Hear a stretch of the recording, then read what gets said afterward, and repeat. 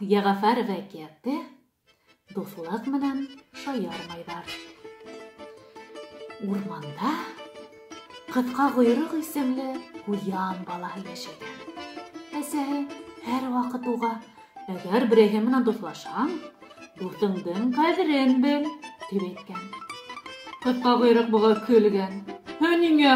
Ул да минең ҡәҙеремде белһен», тигән.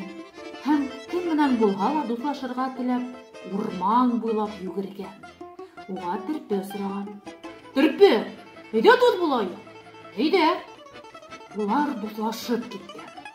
Бергә уйнарға, ҡурҡыныс килһә, бер-береһен яҡларға күҙ бирешкәндәр ти. Бер көндө ҡуян балаһы Терпене һынап ҡарарға уйлаған. Ул ҡапыл ҡысҡырып ебәргән. «Терпе дуҫ, ҡотҡар мине! Төлкө баҫтыра, ҡотҡар!» Терпе бына ысын тип уйлаған да, энәләрен тырпайтып, һөжүмгә әҙерләнгән. Тик төлкө күренмәгән.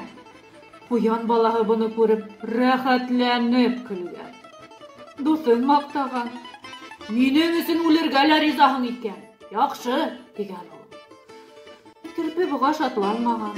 Сөнки дуҫының ҡыланышы оҡшамаған уға.